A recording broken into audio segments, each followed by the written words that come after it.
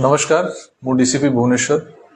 आपण मानक गोटे नुआ प्रकार साइबर फ्रॉड विषय सचेतन करने को चाहूँगी। आजिकाली देखा जाउछि गोटे नुआ प्रकार साइबर फ्रॉड चली जड़े व्यक्ति को कॉल आसुची व्हाट्सएप रे किंबा अन्य इंटरनेट या नॉर्मल रे ताकू कहा जाउछि कि आपणकर गोटे पार्सल आसी जहाँ भितर कि ड्रग्स अच्छी किंबा एमती किसी इलीगल जिनस अच्छी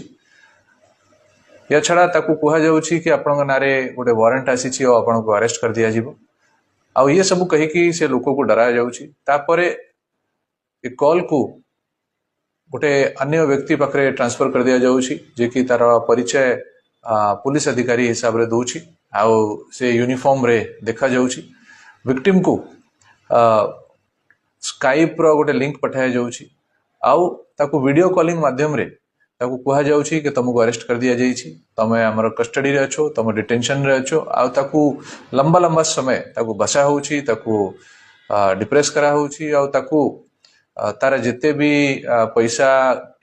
बैंक रे अछि से एफडी अछि सब विषय रे ताकू इंफॉर्मेशन निया जाउछि देखा जाइछि कि ये प्रकार रो जो डिजिटल अरेस्ट अछि ये डिजिटल अरेस्ट बेले बेले 2-3 दिन पर्यंत भी कंटिन्यू करूची आउ टोटली विक्टिम को ये माने ब्रेन वॉश करूछंती ताकू बसई की ताकू डराउछंती आ ताकू एते डराई दिया जाउची कि से निजे ताकर इंस्ट्रक्शन रे जहां से माने कहउछंती से अनुसार काम करिवा को बाध्य हो जाउची आउ विक्टिम जाई की तारा अकाउंट रू सब पैसा से माने को ट्रांसफर करिवा को भी बाध्य होउची। आपण मानू समस्त कहि देबा को चाहिबी कि ये सब प्रकार जो कॉलर्स अछंती ये समस्त साइबर फ्रॉड अछंती एमती कोनसी प्रकार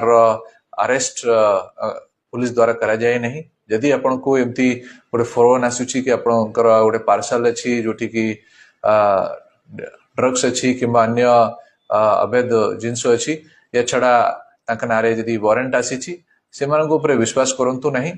इमिडिएटली आपन निकटस्थम पुलिस स्टेशन को जाइए जनातु किंबा साइबर पुलिस स्टेशन को जाइए इन्फॉर्म करंतु साइबर हेल्प डेस्क रे आपण जणाई पारिबे या छड़ा जदि आपण माने पैसा ट्रांजैक्शन किछि कर दी छंती तो 1930 रे कॉल करंतु और ये पैसा को हमें ट्रांजैक्शन को बंद करिवा को चेष्टा करिवो।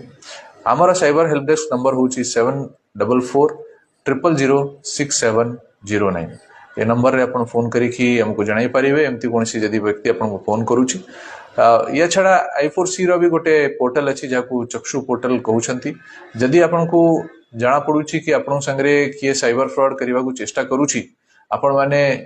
इंटरनेट रे ये जाय कि साइबर पोर्टल रे आपण माने इंफॉर्मेशन देई पारिबे ये हमको हेल्प करिवो एमती सब नंबर्स को एमती सब कॉलर्स को ब्लॉक करिवा पई